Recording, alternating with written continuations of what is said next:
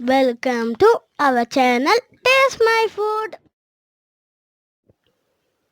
அஸ்ஸலாமு அலைக்கும். Hello friends, எல்லாரும் எப்படி இருக்கீங்க? நல்லா இருக்கீங்களா? இன்னைக்கு நம்ம சேனல்ல எல்லாருக்குமே ரொம்ப பிடிச்ச மைசூர் பாக் எப்படி பண்ணுறது தான் பார்க்க போகிறோம். இந்த மைசூர் பாக்கை பொறுத்த வரைக்கும் நம்ம சின்ன வயசில் அதிகமாக சாப்பிட்ருப்போம். என்னதான் இப்போ சாஃப்டான கீ மைசூர் பாக் வந்தாலும் இதோட டேஸ்ட்டை வந்து அடிச்சிக்கவே முடியாது. அந்த வகையில் இந்த பாரம்பரியமான மைசூர் பாக்கை பர்ஃபெக்டாக எப்படி பண்ணலாம் சொல்லிட்டு இன்றைக்கி நம்ம வீடியோவில் பார்க்கலாம். இந்த வீடியோவில் நிறைய நான் டிப்ஸ் அண்ட் ட்ரிக்ஸ் சொல்லியிருக்கேன். கூடவே கரெக்டான பதம், அந்த மெஷர்மெண்ட்ஸ் எல்லாமே சொல்லியிருக்கேன். இது எல்லாத்தையும் ஃபாலோ பண்ணி நீங்கள் ஃபஸ்ட் டைம் ரெடி பண்ணுறத கூட தாராளமாக நீங்கள் ரெடி பண்ணலாம். பர்ஃபெக்டாக உங்களுக்கு வரும். ஸோ இந்த வீடியோ ஸ்கிப் பண்ணாமல் ஃபுல்லாக பாருங்கள். இதுக்காக நான் ஒரு 2 கப் அளவுக்கு கடலை மாவு எடுத்திருக்கேன். இதை வந்து லோ ஃப்ளேமில் வச்சு லைட்டாக வறுத்து எடுத்துடலாம். ரொம்ப நேரம் வச்சு வறுக்கணும்னு அவசியம் இல்லை. ஜஸ்ட் ஒரு 5 நிமிஷம் கைவிடாமல் நல்லா வறுத்து எடுத்துக்குங்க. வறுத்து எடுத்ததை இந்த மாதிரி சலிச்சு எடுத்துக்கோங்க.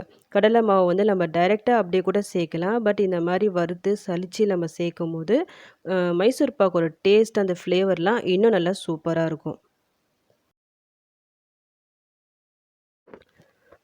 இதில் வந்து முக்கியமான விஷயம் என்னென்னா, நீங்கள் கடலை மாவு வந்து எந்த கப்பில் எடுத்தீங்களோ சேம் அதே கப்பில் எல்லா மெஷர்மெண்ட்ஸும் இருக்கிற மாதிரி பார்த்துக்குங்க. அப்போ தான் பர்ஃபெக்டாக வரும். நான் இந்த கிளாஸில் தான் 2 கிளாஸ் அளவுக்கு கடலை மாவு எடுத்திருக்கேன். இப்போது அதில் 1 கிளாஸ் அளவுக்கு எண்ணெய், குக்கிங் ஆயில், அதாவது ரீஃபைண்ட் ஆயில் இருக்குது பார்த்தீங்களா, அதை நான் எடுத்திருக்கேன். இந்த எண்ணெயை வந்து இந்த கடலை மாவில் கொஞ்சம் கொஞ்சமாக சேர்த்துட்டு எந்த லம்ஸும் இல்லாமல், எந்த கட்டியும் இல்லாமல் நல்லா மிக்ஸ் பண்ணி விட்டுக்குங்க. இந்த மாதிரி கடலை மாவு வந்து ஃபஸ்ட்டே நம்ம எண்ணெயில் போட்டு நல்லா மிக்ஸ் பண்ணி விட்டுட்டு அதுக்கப்புறமா சுகர் சிரப்பில் சேர்க்கும்போது எந்த கட்டியும் ஃபார்ம் ஆகாமல் ரொம்ப ஈஸியாக இருக்கும். பிகினர்ஸாக இருக்கவங்க இந்த மாதிரி ட்ரை பண்ணுங்கள். நெக்ஸ்ட் இப்போ நம்ம சுகர் சிரப் ரெடி பண்ணிடலாம். அதுக்காக ஒரு பேனில் 2 கப் அளவுக்கு சுகர் போட்டிருக்கேன். 2 கப் கடலை மாவுக்கு 2 கப் அளவுக்கு சுகர் வந்து கரெக்டாக இருக்கும். கூடவே ஒரு அரை கப் அளவுக்கு தண்ணி போட்டுக்கிறேன். இது எல்லாம் போட்டு நல்லா மிக்ஸ் ஆகி ஒரு கொதி வரட்டும்.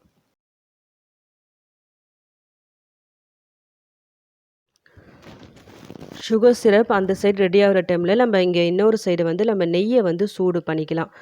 2 கப்பு கடலை மாவுக்கு 1 கப் அளவுக்கு நெய், 1 கப் அளவுக்கு எண்ணெய் வந்து கரெக்டாக இருக்கும். அப்படி நெய் வேணான்னு நினைக்கிறவங்க ஃபுல் அண்ட் ஃபுல்லாக நீங்கள் எண்ணெயை யூஸ் பண்ணிக்கலாம். 1 கப்பு எண்ணெய் அங்கே யூஸ் பண்ணிட்டீங்களே, இன்னொரு கப்பு எண்ணெய் வந்து இதில் நீங்கள் யூஸ் பண்ணிக்கலாம். நான் வந்து 1 கப்பு எண்ணெய், 1 கப்பு நெய் யூஸ் பண்ணிக்கிறேன்.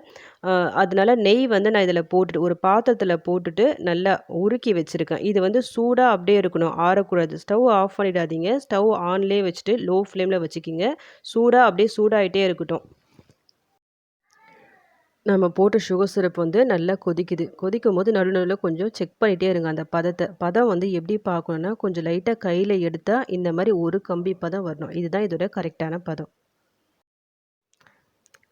கையில் எடுத்துட்டு ஒரு கம்பி மாதிரி வரும் உங்களுக்கு. அப்புறமா உடையும். அதான் கரெக்டாக ஒரு கம்பி பதம். அதை கொஞ்ச நேரம் நம்ம அப்படியே விட்டுட்டோம்னா அந்த பதம் வந்து முத்திரும். அப்புறம் மைசூர் பாக்கு ஹார்ட் ஆகிடும். அந்த ஒரு கம்பி பதம் வந்த உடனே லோ ஃப்ளேமில் வச்சுக்கிங்க கம்ப்ளீட்டாக.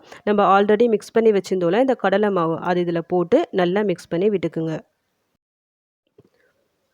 கடலை மாவு சேர்த்துட்டு மிக்ஸ் பண்ணி விட்டே வாங்க. கம்ப்ளீட்டாக லோ ஃப்ளேம்லேயே வச்சுக்கிங்க. மிக்ஸ் பண்ணி விட்டே வரும்போது கொஞ்ச நேரத்தில் திக்காக ஃபார்ம் ஆகும். அந்த ஸ்டேஜில் நம்ம இந்த பக்கம் நெய் வந்து சூடு பண்ணிட்டுருக்கோம்ல, அதுலேருந்து கொஞ்சமாக எடுத்து இதில் போட்டுட்டு நல்லா மிக்ஸ் பண்ணி விட்டுக்குங்க.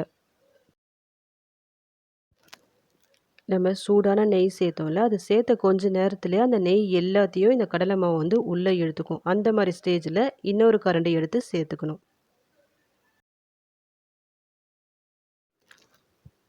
ஒரே டைமாக எல்லா நெய்யும் நம்ம சேர்த்துடக்கூடாது. கொஞ்சம் கொஞ்சமாக நெய் சேர்த்து இந்த மாதிரி நல்லா மிக்ஸ் பண்ணி விட்டுக்குங்க.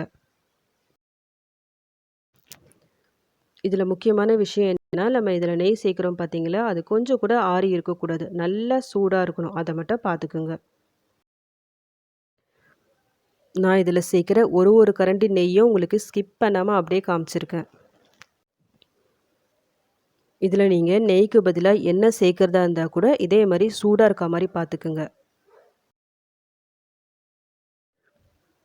இதில் நீங்கள் ஃபுல்லாக எண்ணெய் சேர்த்து கூட சேர்க்கலாம். இல்லைனா கடைசியாக ஒரு 2 டேபிள் ஸ்பூன் அளவுக்கு நெய் சூடு பண்ணி கூட சேர்க்கலாம். அப்படி இல்லைனா வனஸ்பதி இருக்குது பார்த்தீங்களா, அதை கூட சூடு பண்ணி சேர்த்துக்கலாம். பட் எதை சேர்த்தாலும் நல்லா சூடாக இருக்க மாதிரி பார்த்துக்குங்க. இந்த மாதிரி நல்லா சூடாக எண்ணெய் வந்து சேர்க்கறதால தான் சுருன்னு அது மேலே எழும்பி வருது. நீங்க இந்த மைசூர் பாக்க பார்த்துருப்பீங்க.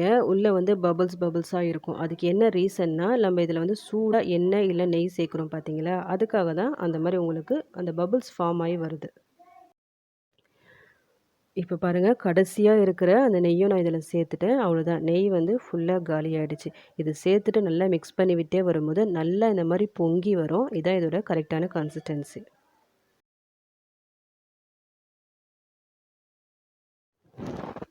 நம்ம போட்ட கடலை மாவு வந்து ஃபுல்லா வறுபட்டு இந்த மாரி நல்லா மேல பொங்கி வரும். இந்த ஸ்டேஜ் வந்த உடனே நீங்க ஸ்டவ் ஆஃப் பண்ணிட்டு, ஒரு பாத்திரத்தில உடனே ட்ரான்ஸ்ஃபர் பண்ணிடுங்க. ட்ரான்ஸ்ஃபர் பண்ணதுக்கு முன்னாடியே ஃபர்ஸ்ட்டே ரெடி பண்ணி வச்சுருங்க. அந்த பாத்திரத்தில கொஞ்சமா எண்ணெய் இல்லன்னா நெய் போட்டு நல்லா கிரீஸ் பண்ணி விட்டுக்குங்க. அதுக்கப்புறமா இந்த மைசூர் பாக்க அதில போட்டு விட்டுருங்க. இந்த மாரி லைட்டா டேப் பண்ணி விட்டுக்குங்க. கரண்டியால எதுவுமே நீங்க அழுத்தி விட வேணாம். ஃபோர்ஸ் பண்ணி அழுத்துட்டா அந்த பபிள்ஸ் வந்து இல்லாம போயிடும். இந்த மாரி நல்லா டேப் பண்ணி விட்டுருங்க. இதுக்கு மெயினா நீங்க பார்க்க வேண்டியது கொஞ்சம் ஆழமான பாத்திரம் இருந்தா நல்லாயிருக்கும். அந்த கலர் வந்து உங்களுக்கு நல்லா ஃபார்ம் ஆயி வரும். இது வந்து ஒரு 2 நிமிஷம் ஆறட்டும். ஒரு 2 நிமிஷம் ஆயிடுச்சு. இப்ப நம்ம கட் பண்ணிக்கலாம். இது இன்னும் நல்லா சூடா தான் இருக்கு. இத மாரி சூடா இருக்கும்போது கட் பண்ணா தான் நம்மளுக்கு பிடிச்ச ஷேப்ல கட் பண்ண வரும். கொஞ்சம் ஆறிடுச்சுன்னா ஹார்ட் ஆயிடும். கட் பண்ண வராது. ஸோ சூடா இருக்கும்போதே கட் பண்ணி விட்டுருங்க.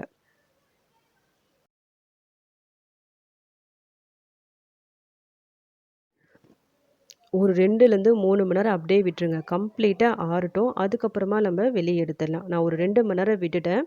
இப்போ ஒரு பிளேட்க்கு வந்து நான் ட்ரான்ஸ்ஃபர் பண்ணிக்கிறேன். இது ஜஸ்ட் அப்படியே திருப்பி போட்டாலே உங்களுக்கு ஈஸியா விழுந்துரும்.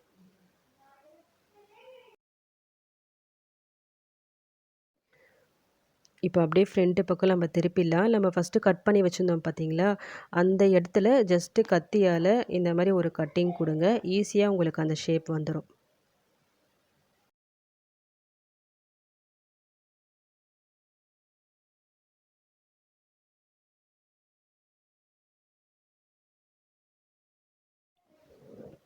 இப்ப எல்லாத்தையும் கட் பண்ணியாச்சு. ஒரு எடுத்து நான் காமிக்கிறேன் பாருங்க. அடியில பார்க்கும்போதே தெரியும். சூப்பரா ப்ரவுன் கலர் வந்திருக்கு பார்த்தீங்களா? நம்ம கடையில வாங்கி சாப்பிடுற மாரி. இதுக்காக தான் நம்ம நல்லா வெயிட்டான, ஆழமான பாத்திரத்தில வந்து அந்த மைசூர் பாக போட்டு வைக்கணும். அந்த மாரி போட்டு வைக்கும்போது உங்களுக்கு இந்த சூப்பரான ப்ரவுன் கலர் கிடைக்கும்.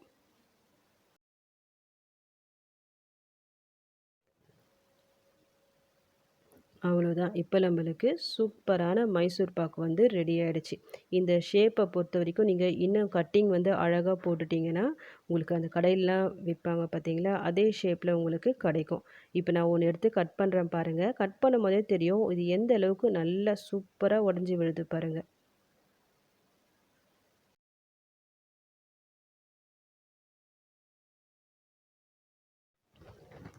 இதே மாரி நம்ம சேனல்ல சாஃப்ட்டான நெய் மைசூர் பாக்கு வந்து கம்மியான நெய்யில வந்து எப்படி பண்ணுறோம்னு சொல்லிட்டு நான் ஒரு வீடியோ போட்டிருக்கேன். அந்த வீடியோ பார்க்காதவங்க ப்ளீஸ் போய் செக் பண்ணி பார்த்துக்குங்க. இதுக்கு மேல மைசூர் பாக்க கஷ்டமா சொல்லிட்டு நீங்க நினைக்க வேணாம். சூப்பரா வீட்ல ட்ரை பண்ணலாம். நான் சொன்ன இந்த டிப்ஸ் அண்ட் ட்ரிக்ஸ ஃபாலோ பண்ணி ட்ரை பண்ணுங்க. அப்படி ட்ரை பண்ணிட்டு சூப்பரா வந்துச்சுன்னா, மறக்காம எனக்கு கமெண்ட் பண்ணுங்க.